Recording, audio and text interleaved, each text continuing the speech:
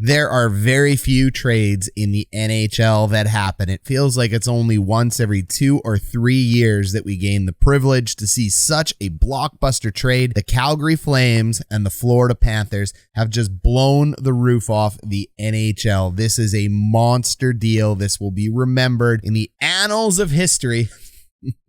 But we are going to talk about the impact that this trade has had on the hockey world. We are going to talk about the impact this trade has on the Flames, the impact the trade has on the Florida Panthers, and we're going to talk about, at the end of the video, where the NHL is going and why these insane things are happening, because I think there's a couple things we can point at. So let's go ahead. Let's talk about all of it right now. Headlines. Matthew Tkachuk dominates the offseason. He tells the Calgary Flames he's not going to return, and he gets his wish. He is off to the Sunshine State, and he is off to Florida. And this is a little bit banana sandwich, because this really wasn't handled as well by the Flames as it could be, and the Flames' just atrocious offseason looked like it was continuing, but maybe they ended up turning it around with this one. There's a lot of risk with RFAs and UFAs. For those of you who didn't know, you have 3 years on your entry-level deal once the clock starts ticking, and then you have 4 years of RFA status after that for a total of 7 years or your 27th birthday, whichever comes first. Matthew's obviously under the age of 27, so he had to play all 7 years. And as you inch closer to that 7-year mark, if you are a player like Matthew Tkachuk is, you start holding your destiny in your hands, and you can say you want to go where you want to go. And he said he was not re-signing with Calgary after Johnny Gaudreau ended up scooting out down to Columbus. Now, American players have been known at this point in time, and if American fans, you don't like it, tough sandwich here, nothing you can do about it. They don't like playing in Canada, so I'm not knocking them, but Canadian teams draft with caution.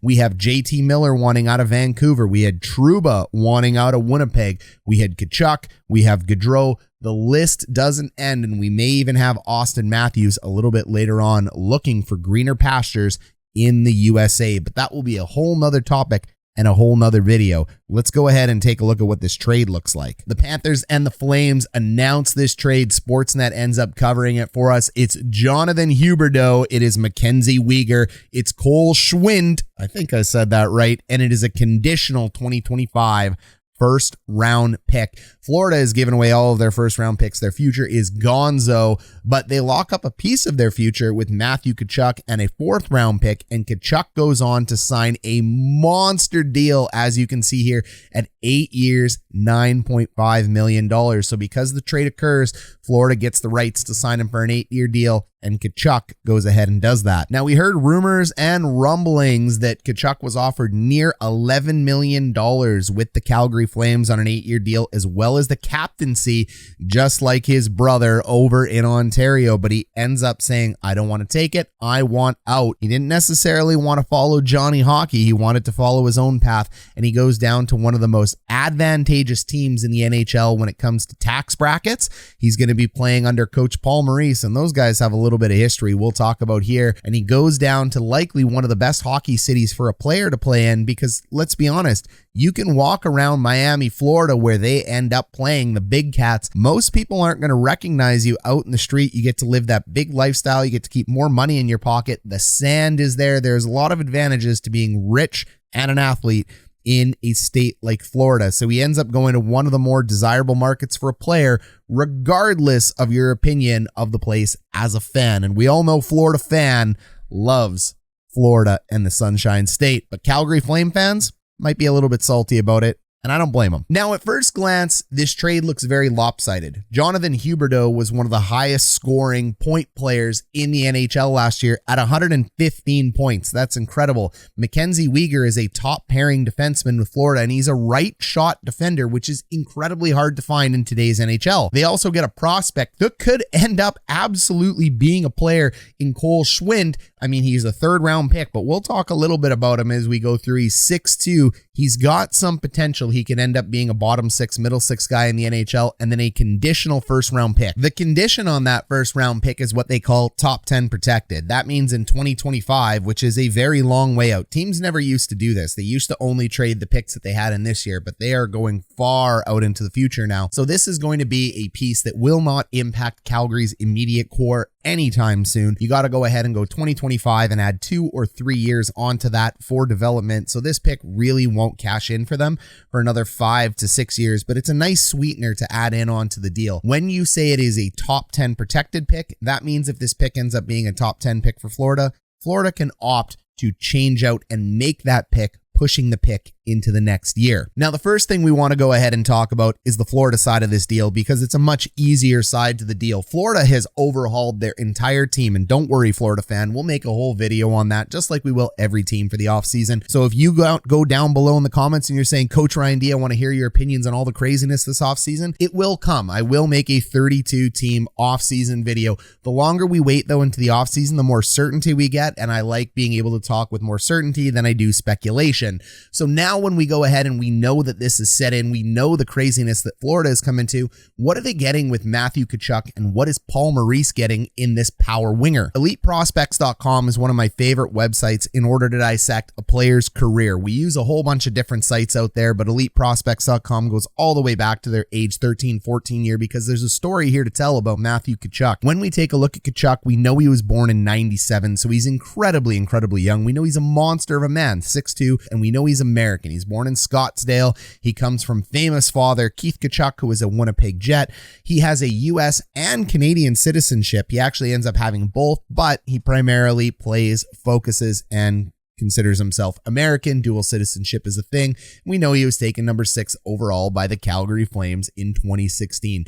So he's a monster power winger. There's no question about it. But how does Matthew Tkachuk end up getting here, and why does it matter? It matters because a path a player takes to the NHL and the way he views the world through that path is going to shape his mind and his position in the NHL for years to come.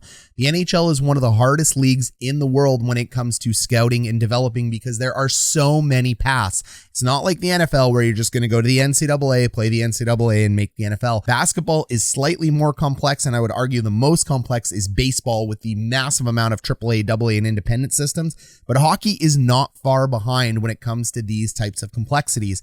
And unlike baseball, there is a whole host of different sizes of rinks, fields. Look, I get baseball has different fields, but the concept of the game is roughly the same. Yeah, there's a designated hitter rule. There's a couple little nuances, but it's not a totally different game. When you play hockey in Europe on the big rink versus college versus the CHL versus all these different leagues, I can absolutely argue that they are very different leagues, very different games. Almost the only similarity they share is the net, the puck, the goalie, the stick. Regardless, the way a player travels through these systems is going to impact how he views himself in the NHL and what he's going to be asking for. So it is important. That's why I want to go ahead and walk you through this journey. If you're a Florida fan and you're wondering, how did Matthew Tkachuk end up over here? And if you're a Flames fan going, why did this even end up the way it ends up? So let's go ahead and walk you through his career. He plays in St. Louis because that's where his father was playing at the time. He's playing U16 in AAA. Everybody knows that AAA is one of the premier systems there. And then he walks into the United States development program. So in 2012, 2013, he's a great year for as a 15-year-old in the juniors. He's then drafted or selected at this point in time to go to the U.S. National Team Development Program. But here's the unique thing about that league, folks. You only play with your age group in that league. So the best players born in a certain age group between September and September in the States get to play on this team, U17, U18, and then U20. The United States ended up doing this because, frankly, they were getting their butts kicked by Canada like everybody else. However, when you consolidate talent around each other, talent gets to flourish and you get a better team. Plus, when you have continuity in that team, the whole goal of this for the United States was to develop the next group of elite hockey stars, as well as win the World Juniors. And I'd say they've been hyper successful with that. Just look at the last draft. Almost everybody that plays on this team is going to play in the NHL or be drafted. It is an absolutely stacked and loaded team, best of the best, but you're only playing with one age group. And that's very important because when you're playing with your age group, you're not playing with multiple age groups. And when you're not playing with multiple age groups, you have a better chance to flourish, get to the top. And when you get to the top and you're playing a top 6 role, just like in the NHL. A lot of these players that come from programs like this, and Europe has similar programs, they end up getting a little bit, this is just my opinion, I'm not speaking for Matthew or anybody, but I've seen a lot of players, they end up getting a little bit prima donna because they know what they're worth. They've played at the top. They don't ever really have an opportunity to battle from the bottom all the way up. Like the Drake song, coming from the bottom, now we hear. Absolutely not. Started on the top line, never left. That is a very different mentality for a player. Also, when you are traveling the country, you are having the top trainers, the top coaches, the top everything. You are told you are the man. No matter what you do, you are the best of the best. That is going to shape your brain and the way you view things. So it gives you a little bit more of an entitlement thing as opposed to, let's say, a Canadian or an American player, or even a European or a Russian player playing in the Canadian Hockey League, such as the WHL, the OHL, and the QHL, who plays at age 16 against up to age 20. So you're playing against men right away, but you're also battling for your spot. Very few players at 16 years old, unless your name's Connor Bedard, end up on the top line. Shane Wright was another guy that ended up on the top right away as soon as he entered. But most of the players, like Matthew, would have started on line 3 or line 4 and then they would have had to work their way back up to line 1. Same thing when it comes to making Team Canada on any of these teams. Yes, they have single age groups in Team Canada, just like the United States. But when it comes to making the World Juniors, which is what they want to do, you have to battle from the bottom all the way through the top through some of the best of the best. Not that the States is any slouch, they are not, but you just don't get the same top level treatment. So that's why I want to run through this with Matthew Tkachuk, because it shapes a lot of things you're looking at. Take a look here, the U17 team. So his 16-year-old year, he plays with the United States Development Program in their top tier league. He ends up putting up 33 points.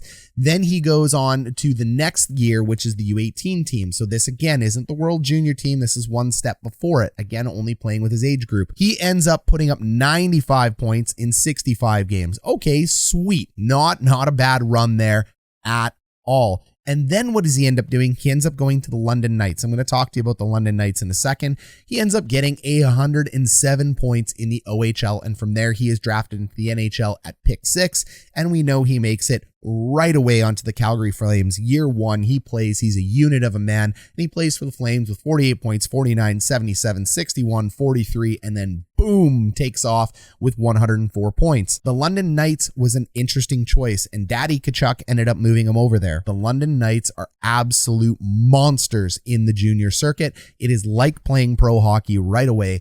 The London Knights are just a place where if you excel there, you are going to get drafted high. And that's exactly what he did, putting up 107 points there. So Daddy Tkachuk isn't that dumb. Actually, he's very smart because he's an NHL player. You move over to the toughest league in the world in the OHL. Sometimes it's the Q, sometimes it's the dub, but you're never going to change my opinion that it's not a CHL league, at least at this point in time right now. He ends up playing in the best league in the world. He lights it up, and he gets drafted high. So he ends up exiting the American system for the Canadian system, which Americans can play into. It's kind of a cross-border system.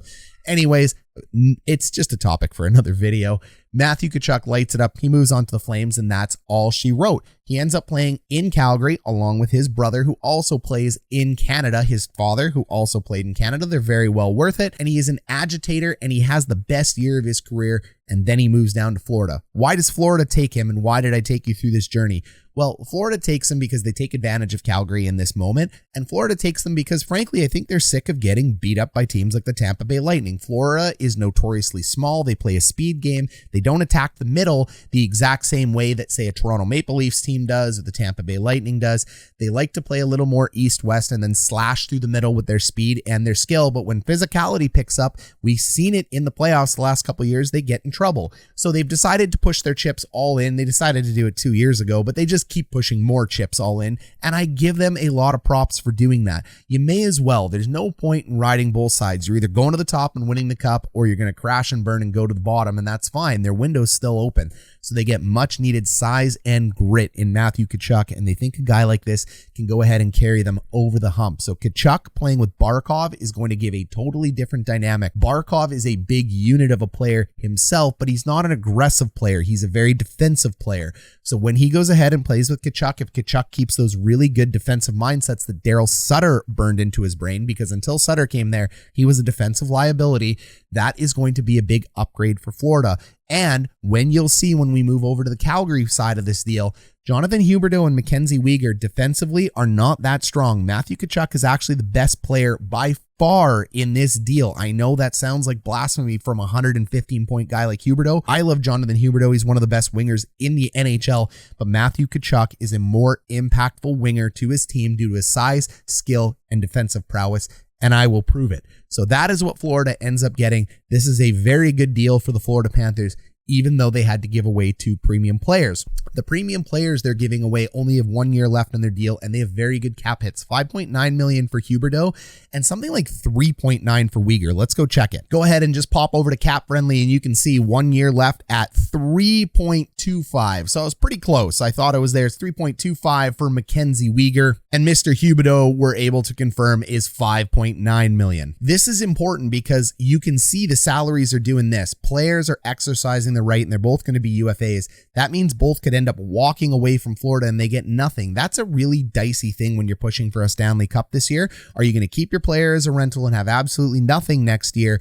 Or are you going to sign them to big monster mega money deals? And we all know that Florida could be in a little bit of cap trouble. Right now, they're sitting butted right against the cap after that monster deal that they signed with Tkachuk. You can see where their players end up sitting. It's Barkov, it's Tkachuk, it's Sam Reinhart, it's Aaron Ekblad that are taking up a lot of that space, but it's also Sergei Bobrovsky, and that's a tough contract to unload. So there's very high likelihood that they wouldn't have been able to keep Huberdeau and MacKenzie Weegar anyway. I'm going to speculate that Huberdeau gets in anywhere between $8 to $10 million, and you might think he's worth more, but that defensive prowess is going to hold him back a little bit. And MacKenzie Weegar is likely going to get anywhere from $6 to $8 million because he's a right shot defenseman and he can play on the top line. There's no way Florida can handle that, so they end up getting the best player in the deal, and they fix their salary cap issue, and they get more size. So really good job by Florida.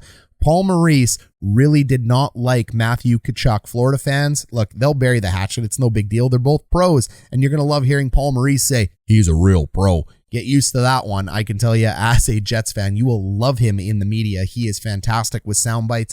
He's a very good coach, and I'm cheering for Paul Maurice here to win his first Stanley Cup with Florida. Look, I want the Jets to win. I don't have a lot of hope in them this year, so go ahead, Paul. Bring one home for yourself. You've kind of earned it at this point in time, but he really hated the fact that Matthew Tkachuk kicked Mark Scheifele's Achilles with his skate. He doesn't like the way he plays in that point of his game. He likes tough guys, and he likes guys that play with an edge, but he does not like cheap shot. So he really did not like that play from Matthew Tkachuk kicking Mark Scheifele's ankle. Tkachuk was never suspended for it. The NHL looked at it and said, we don't think so. But Paul Maurice totally disagreed and ripped him in the media for it. You can go ahead and Google that video if you want. Now, as we transition over to talking about what the Flames are going to end up getting, let's move over to evolvinghockey.com. This is one of the best sites in the world at getting you advanced analytics because we can't just talk about points.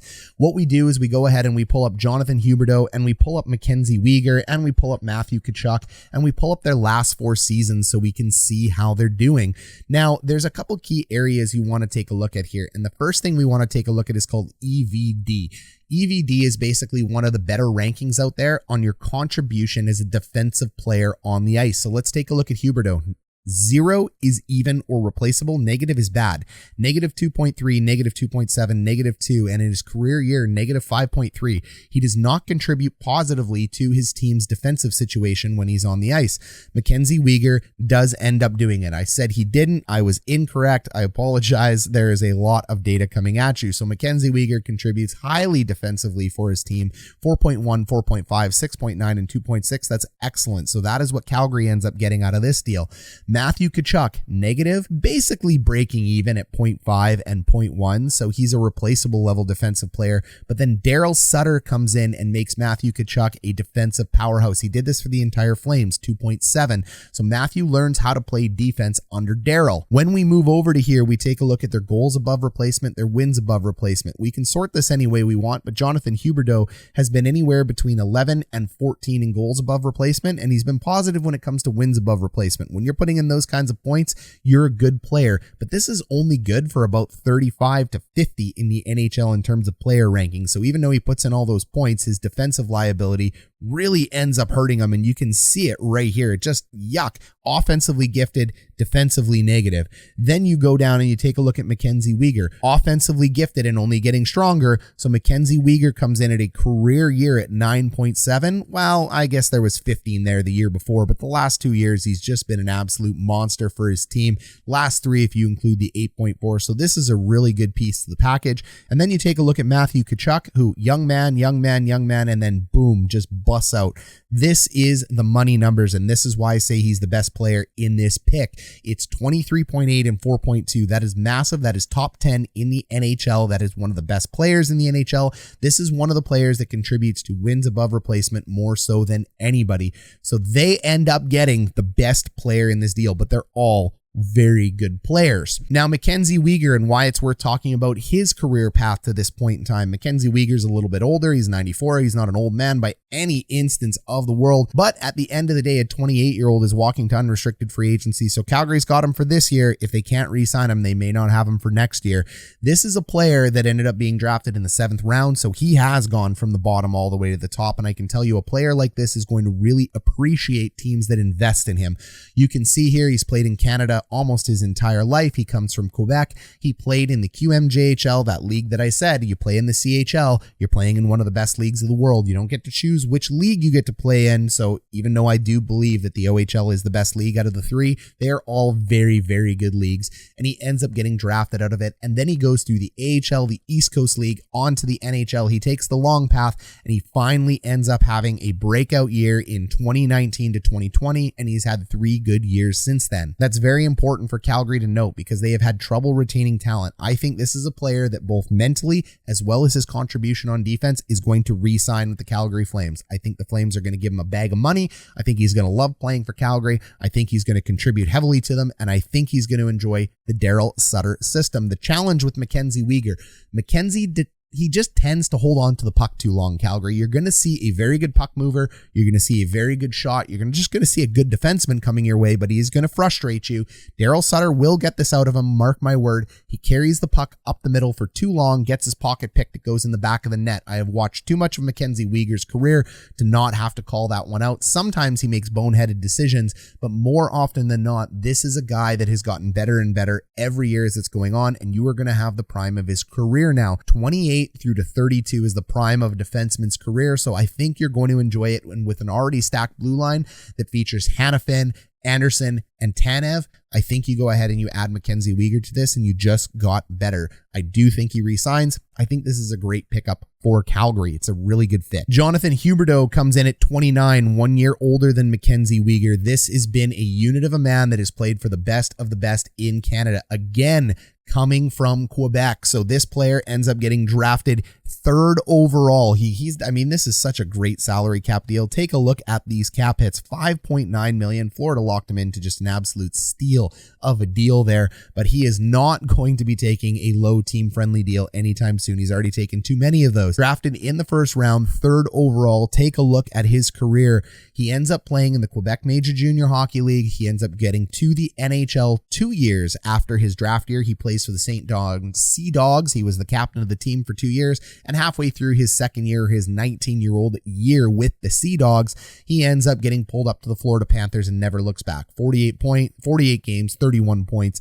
He ends up having not a bad, 0.5 points per game as he's playing through, and then he just breaks out like an absolute monster in 2018 and beyond and becomes one of the premier wingers in the NHL at this point in time. Jonathan Huberdeau is a point-producing machine who is going to be turned to a defensive monster along with Barkov and along with Sutter. This might be the best thing that ever happens to Huberdeau at this point in time. I expect those defensive problems that he was having with Florida will be erased because Sutter doesn't play games. He isn't going to mess around. He's going to make Huberdeau a defensive stud. That's what he does with all players in Calgary. Now, the trouble with him is unlike MacKenzie Weegar, he is going to command a much higher salary. Weegar's going to command a high salary, but not like Huberdeau. Huberdeau has taken a discount his entire career, and at 30 years old, this guy is going to be looking for likely a Blake Wheeler style deal. Blake Wheeler several years ago ended up getting $8.5 million at 33 years old for 5 years. That was crazy. He's going to look for more than that. And he's going to look for a 6 to 8 year deal as well too. So this is going to cost the Calgary Flames a lot of money, but MacKenzie Weegar and Jonathan Huberdeau immediately put the Flames back into contention. Yes, you lost Johnny Gaudreau, but you end up bringing in a very good replacement winger. You end up bringing in a bigger winger. You end up bringing in a guy with a lot of playoff experience, although hasn't won, had some similar challenges to Gaudreau, and you end up playing with a guy now that can absolutely carry a line along with Elias Lindholm. So you lose 2 of the 3, but you replace one of them, and that is pretty darn good. So I love this deal for Calgary. Calgary was on the ropes, in trouble, ready to be knocked out, but now they're right back in the game. They have a phenomenal top 4 defenders at this point in time with MacKenzie Weegar joining. They have a very good top 2 players on their top line right now, and you've got other guys that are going to fill in very nicely for the Calgary Flames, and then you end up getting a first-round pick. And Cole Schwindt shouldn't be overlooked. He's playing for the Stockton Heat in the AHL. He's a third-round pick. He is Canadian-born. He is 21 years old. He's a big boy as well, too. When you take a look at his career, he played for the Kitchener Rangers. Then he ends up playing in the OHL for the Mississauga Steelheads. Had a very good final year there. He's only played 3 games in the NHL, but as a third-round pick, it can take 4 to 5 years for them to end up breaking in. So I think Schwindt, how do I say it? Schwindt. Oh my God. Look, guys, it's been a vacation. Cole Schwindt. That's why you come here, right? For me to screw up names. He is going to be a player for this team. He's going to be a player in the bottom 6. Maybe he ends up moving to the middle 6, but guys like this, little pieces like this that may not matter to Florida right now because he's not going to crack that lineup, really matter to teams like Calgary. And then whatever they end up doing with their conditional pick later on down the road, that's for future Flames fans and maybe even a future GM to worry about, because will Brad Treliving be around to be able to make that pick? Who knows? That's a long time away in the future. So this was an incredible deal. It has been broken down. The Flames absolutely rebounded after getting the knockdown 8 count, as you will, boxing reference. They get the gloves back up and stay back in the fight, and now they have totally retooled the roster. I love building from the net out. They have one of the better defensive cores in the NHL, probably a top 4 in the NHL at this point in time. If Markstrom can bounce back in the playoffs and learn how to stop the Edmonton Oilers, wink, wink, Calgary could do some real damage with a guy like Lindholm and Huberdeau up front.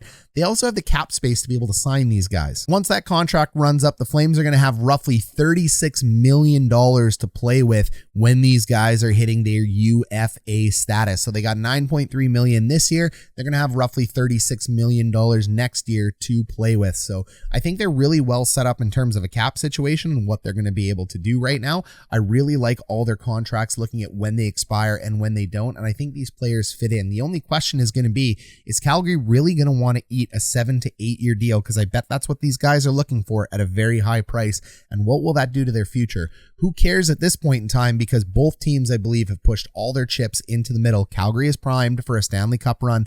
They have gone a slight step down, losing Gaudreau and Tkachuk, but they have rebounded nicely with Weegar and Huberdeau, and I bet they're not done. I still think they have more moves left to play. They have one of the best D-cores in the NHL, and Florida has gotten bigger, they've gotten tougher, and they've changed out their entire team. You guys let me know what you think down below in the comments, and also a giant shout out to all of our members here on this channel. Thank you for being with us. Don't worry, I haven't forgotten, executive guys.